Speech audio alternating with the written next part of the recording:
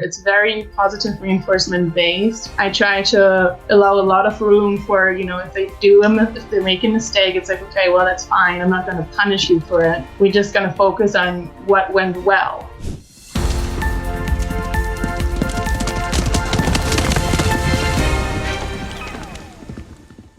Welcome to the Horse Trailer Post podcast, the show where we cover anything and everything related to the horse trailer industry. I'm your host, Brad Heath, owner and operator of Double D Trailers with over 25 years of experience in the horse industry. I'm excited to bring you the latest news, tips, and insights into everything equine. Can't wait to share my passion for horses and horse safety with all of you. So saddle up and join me every other week for the Horse Trailer Post podcast. Welcome, everyone. My name is Caleb, and I'm your guest host this week. And on the podcast, we have Julia Williamson. She is from the Horse Center, and we just want to welcome you to the podcast, the Horse Trailer Post. Thanks so much for having me. Yeah, no problem. So, Julia, for our listeners who might be unfamiliar with your work or maybe haven't seen you teaching horses how to dance, could you introduce yourself and explain your unique approach to horse training? Yeah, sure. So most people on the internet, from my social media accounts and stuff like that, they know me more from my trick training and liberty training stuff that I do. In my own community, my extra training community with my clients, I'm more known for working with horses that have behavioral issues, or they come with some history, or they are rescues, or they are unhandled. So that's kind of my main focus of my daily work. Gotcha. So we know every horse is unique.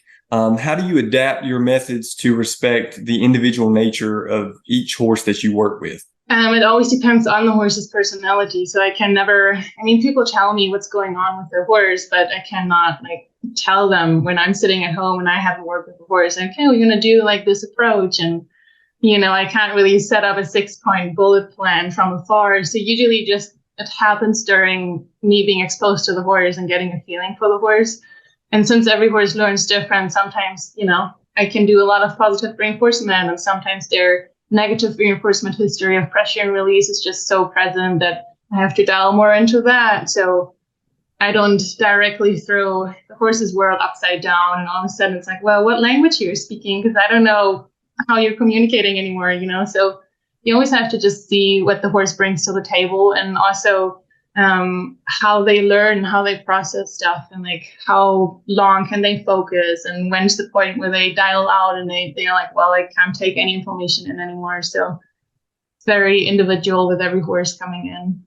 Man, that sounds like it could be super challenging just to be able to figure out kind of a little on the fly, maybe, because you're not really being able to get into it until you actually see the horse, meet with the horse, and kind of get a feel for what they're like. Yeah, exactly. Sometimes I have a feeling, I'm like, okay, well, I think we can do certain things, and the horse arrives, and I'm like, oh, dang, there's all these other problems that I wasn't aware of. So we can start at -500, and then we can go to whatever the owner thought might have been the main issue, It's like somebody bringing in a car to the shop and they're like, yeah, I just have a flat tire. And then you get in there and they're like, their oil's leaking and the lights are out and all kinds of stuff going on. And yeah, there's a bunch of underlying issues that need addressed first before we can fix the other stuff. Well, can you remember, or just were you willing to share a particular challenge maybe you've encountered with a difficult horse and kind of how you navigated through that? Anything kind of come to mind?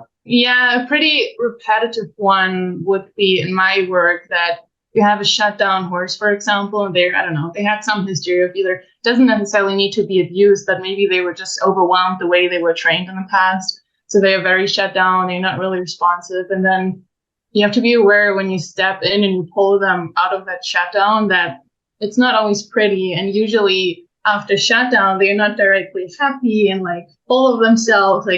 Oftentimes there's anger attached to their past, and they have aggression built up and stuff like that. So when you unbuckle the shutdown mode, you have to be ready to face anger and stuff like that you might have never thought about before. And then you need to be able in a position to not take it personal and to keep everyone safe. And then, just slowly manage and work your way through it without that anyone gets hurt, and you can still modify the behavior. Yeah, man, just really going into the psychology of the horse there. Wow.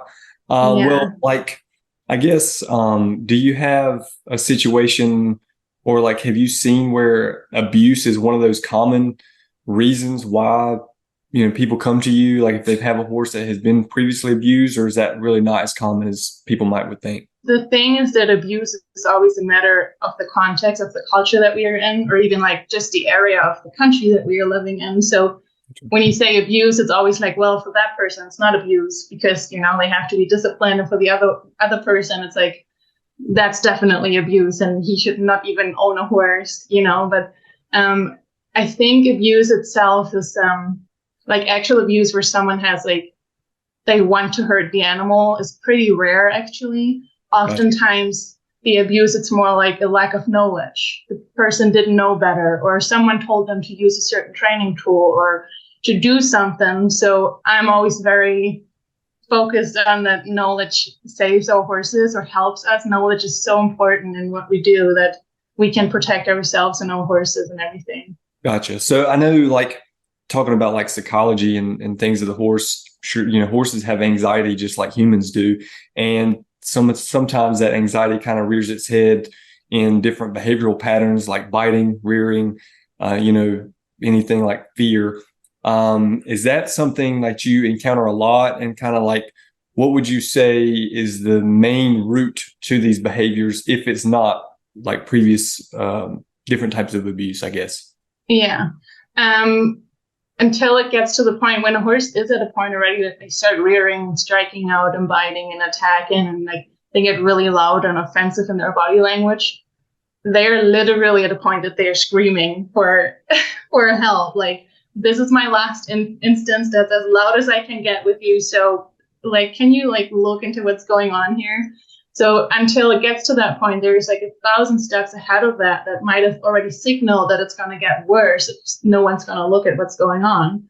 And oftentimes, again, it's like not knowing how to handle the horse in the first place, or I don't know, biting. I don't know, you saddle the horse starts biting, like they want to bite you in the side, like in your ribs and stuff. And underlying issues could be, I don't know, the horse has ulcers, it's a bad saddle fit, someone just never really taught this horse to be saddled and they just throw the saddle on and almost cinch the horse in half because they just cinch directly everything down. And so there's so many underlying issues usually underneath this big behavior that we get to see when it's like, oh gosh, I don't know what to do. My horse is rearing, striking out, no one wants to touch him anymore. Like, there's so much other stuff going on beforehand. We just have to learn to like dial in and listen and like train our eye and understand our horses better. Gotcha. So, makes sense. You got things like just with your own body, like if you know something's not right, you don't want to wait till you get to the point of no return, or if you require like major surgery or something like that to remedy something that could have been fixed with just modifying the way that you live every day. Yeah, like your diet or your general life, like your routines and stuff. Yeah. Man. Is that something like, I'm guessing that's something you've encountered quite a bit because you speak on it pretty in depth. Is that something that you find just a lot of it is more or less, this is a kind of like a negative connotated word, but like ignorance, where people they just don't know. And that's what kind of leads to these things.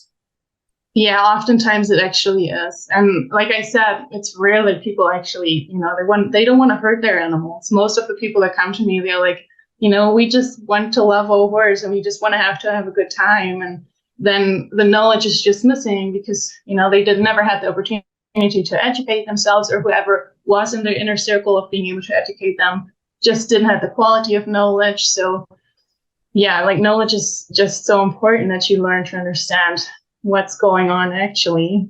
Yeah, man.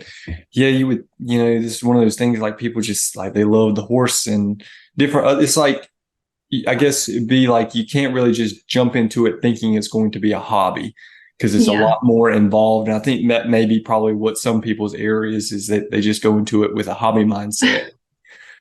Yeah, they think it's so easy, especially right now. I mean, there's shows like Yellowstone coming up and people are like, oh, I'm just going to buy a horse, and they don't know all the other stuff that plays into it, just from horse keeping and diet and all that other stuff. It's like, it's not a dirt bike that you can just put away. And even a dirt bike needs maintenance, It's like, yes, definitely. Yeah. I think you're right with like the Yellowstone, and that's become, it's it's becoming more of like a cultural trend, and like the hip thing to do is to be in the Western outfits and have horses and do those things. But you don't really see the nitty gritty that goes into it, and the many, many hours that it takes to properly take care of the horse and do all those things. So hadn't really thought about that, but you make a very good point about like the Yellowstone specifically. That's really something we see. That's how it goes. It flows. So in your experience, I'm sure you've worked with numerous breeds of different horses. Have you noticed, any particular breeds that respond especially well to your training approach, or perhaps any that maybe offer like unique challenges and such? Not breed specific, because my entire training program is very, like, I adjusted to the background of the horse already. So if I know, I don't know, I have them like an off the track thoroughbred, I know, they are bred to perform. Like everything in their DNA tells them to go as long and as fast as they can. And it's harder to like modify their behavior if it's generally by nature a hot horse. It's like a Ferrari, now you want to take this and like turn it into this random trail horse that's just going to plot down the trail. It's like, how much can we actually modify it? Because there's just stuff inside of the horse that tells them to like do a way different job in their life, so I consider that already, and I try to adjust everything always depending on, consider what does the horse owner want to do in the future when they get the horse back, like what's the horse owner's goal and how much can the horse do and like how athletic they are. And so that's already considered. What for me is new, because I'm originally from Germany and I was never exposed before I came here a couple of years back to actually like wild and unhandled horses. So that was an entire different topic for me, to like work with a Mustang who has like never seen a human or just from afar or whatever when there's someone hiking, but like dealing with a horse whose entire nervous system is working way differently, not like differently on like the layers, but it's like my Mustangs out in the pasture, they are the first ones that pop up their head when there's a coyote like hundreds of feet away, and they're like pointing their ears forward, and then like 2 minutes later all my domesticated horses are like, what's going on, like who's walking where, like they're just so dialed in with their entire environment. So that was definitely different to like get to know all of the layers from wild and unhandled. So is that something, like you say you're from Germany, is that something like in Germany you don't really see a whole lot of? It's more like domesticated? Yeah. So we have a couple. There's an area where we have the original, basically our wild horses, the Prowadzki horses that are, that used to be in that area, but they are just being reestablished and they are just out there and they have their breeding program. But it's not like you go there and you get your Mustang and you train, and that's not the intent of that at all. They're just trying to keep that breed alive there. So unhandled for us was like, I don't know, you bring the 2-year-old in and it's like you start kind of halter breaking them, but still they always have handling. You catch them for the vet and you look at their feet and maybe they need some medication. So it's not wild. They were all domesticated. Man, yeah, I guess it's kind of like jumping into the wild, wild west a little bit for you doing all that. Yeah, it for sure was. Man. Well, in your experience, do you have any, you say you kind of modify your approach to each individual horse and kind of go through it that way. Is there any favorite tool or technique that you particularly find effective in your training, or something that you kind of use more often than not? Yeah. Tool not necessary. I'm very big on I don't use sight reins or anything draw reins or any of that. I teach my horses to learn to use their body correctly and work there step by step, and I don't. There's so many biomechanically things that go wrong if you just tie a horse's head down, and they learn more out of avoiding pressure than actually like learning to gather themselves correctly up and get into a true connection and collection. But I do want to say, every time I try to explain what I'm doing here, it's very positive reinforcement based. I try to allow a lot of room for, if they make a mistake, it's like, okay, well, that's fine. I'm not going to punish you for it. We're just going to focus on what went well. And then we just, build upon that instead of being like punishment based or any of that. So especially if you dive deeper into that, using a marker signal with the horse has changed my world, especially when it comes to rescues and horses that are extremely anxious and fearful, to kind of teach them and explain them they're in a safe space, because pressure is perceived by every horse in a different way. And I'm not saying it's a bad way to train, because I still apply pressure and release, because every horse owner needs to be able to use it. And, horses are in different environments. Your farrier is going to handle them and all of that. But for some horses, a little bit of pressure can go a long ways. They're like, oh, I don't know what to do anymore. And then they're already in fight and flight. And once they're up there, it's like there's no learning effect anymore. So like keeping the environment really quiet and calm and focusing on the positive has changed my own training. Man, you know what? This is a very bad analogy, but that sounds exactly what my wife and I are dealing with our 4-year-old. It's just like going through, and they're kind of like they go through and they have to have that positive reinforcement, because they're learning so much at once. Their brains are full, developing, and it's neat to be able to see that apply to other areas too. So. Yeah. And you might think, oh, it's ridiculous that I have to reinforce this tiny step. Like, why would I need to tell them, But for them, it's so important. So it's that compassion that you need in those moments. Yeah, it makes a huge deal. Because, the horses, they can pick up on that. They can pick up on your emotions and, how if you're doing something compassionately or out of like anger or something that's, not nice. So. Yeah.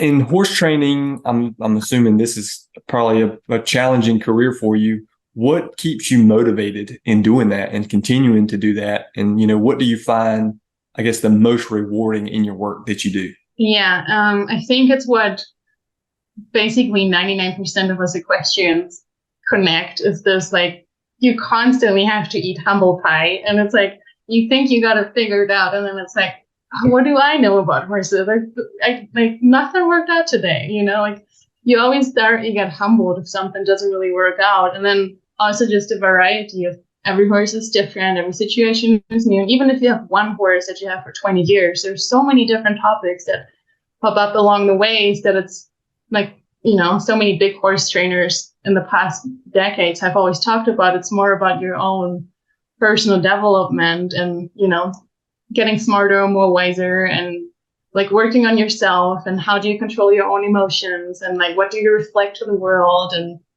all of these layers in between that have nothing to do with the horse, really. It's all about your own development. So I think that's a big part that keeps me going. Just this, it can be better. I know I can do better than this, Nice. That keeps you like knowing there's more to attain to, I guess. Yeah. Well, let me ask you this. So you've worked with numerous horses and trained all these different and had these different like unique individual approaches.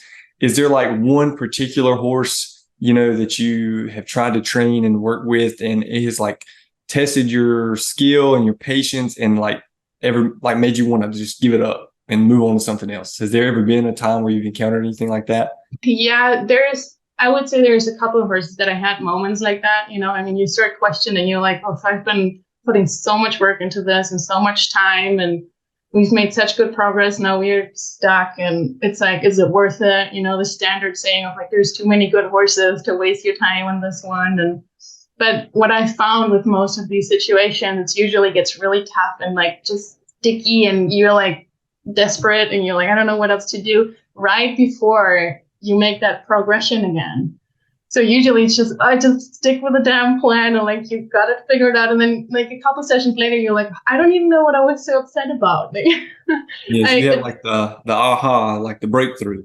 Yeah, you just have to like stick with a damn plan, and then eventually kind of figure yourself out. But in regard to the specific horse, who already comes to my mind is Red Sands. He's a Spanish Barb Stallion that I took on.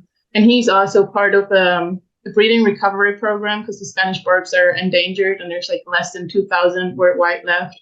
And I took him on, and I wanted to at least halter break him. I don't even have him in mind yet that I want to ride him. I just want him to be able to be handled for the breeding program. But he is the most guarded horse that I've ever met. We've been doing this for a year, and he's still, every time you step into his corral, it's like you're looking at him the first time. He has such a hard time like letting his guard down, and you give him everything to like open up this gate to like, hey, you can trust me, and like reassure him constantly. And every time he would be like, I don't know about that. Like he always keeps questioning, and he makes progress, but still he's still holding on to these walls. And he's just one of these most reactive horses that I've ever worked with. So he's definitely one of those horses that will always stick in my memories with how guarded he is. Sounds like if you ever get past that point, that's going to be like your crowning achievement. Oh yeah, that's going to be marked in the calendar. Like you celebrate that every year, have an anniversary of that. Yeah. Nice. Well, so you offer, a range of services from coaching calls to classical dressage training. Can you give our listeners and viewers kind of an overview of who these services are ideally suited for and how they can get in touch with you if they're interested in, collaborating or learning more about you and your business? Yeah. So my entire background, so my upbringing was anything English. So it was show jumping, dressage, cross country, that kind of stuff.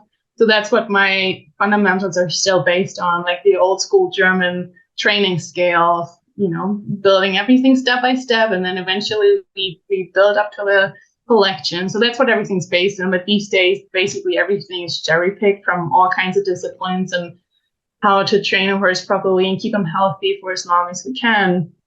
So when someone asks me what discipline I write, it's like, well, it's based on dressage, but I'm riding a horse. Like I just want a healthy, well-balanced, well-communicating and understanding and reliable horse. Like there is no discipline really attached when you like narrow it down. And my clients are they want to learn. They have this thirst for like, okay, I want to get better. And like, this is the problem with my horse and I would like you to work through it, but please tell me what I have to change and like, how can I get better? So my clients are not the type of, there's my horse, fix it, I'm going to come pick it up in 3 months. And, that type of deal. My clients are very involved in the training progress. And that's actually how my social media started out, because I would always record everything that I was doing. It's something that I learned from one of my mentors. Like she would put a camera up in the corner of the arena and she would record everything she did with the horses. And when I asked her, I'm like, why do you record everything? Because to me back then it was weird. Like who records themselves? It's really odd. And she was like, no, well, I do it to call myself out on my own nonsense that I'm doing. Like you don't always catch everything that didn't work out, or, like, I don't know, if the horse spooks or runs off or you get blocked off or something, she would go back and be like, oh, okay, that makes sense. Like I was sitting funny or something way back in the pasture spooked them, or so that you don't start just labeling situations of like, oh, you was just, I don't know, stupid that day, like there's always a reason to it. So that's how I got my clients involved. I would record everything and I would be like, hey, this is what we've been doing. That's how bad the original behavior was. And that's what I'm encountering right now. And at the end of the session, we got to this point. So I could really involve them. And that's what we were doing. That's how it looks. This might take longer than what we were planning on. Or, oh, well, you can pick them up in 2 weeks. I don't think it's a big issue. So, yeah, my clients are they want to get better and they want to be involved and they want to learn. That's my type of people that usually come out here and they watch me train and they just want to learn to get better in being a horseman or horsewoman. Yeah, nice. Yeah, and the video recordings definitely, I'm sure, for one, they help you track progress for these horses for their owners. And then also, like you said, for yourself, memory. My memory is horrible and I can't remember sometimes what I ate yesterday. So being able to like look back in that, you can kind of pinpoint like your mentor did. Definitely very good idea to do. So as far as like getting in touch with you, is there a particular way that you like for folks to do that, or just reach out on your website, which we can link below this the video and everything? Yeah, the best way right now is actually my social media, and it's under the horse center. I couldn't do the horse center because it was already taken, so you have to put an under dash in there. And then from there, everything is linked, my website and everything. If you're really inquiring for training and everything, the best way is to just hit my website link and fill in the contact form and send me an email, because not all messages on Instagram get through to me. There's a lot of stuff that just gets filtered out right off the bat from just the amount of inquiries I get there. Gotcha. Perfect. Yeah. So we'll also put your social media handles in the description as well. So lastly, just one more thing.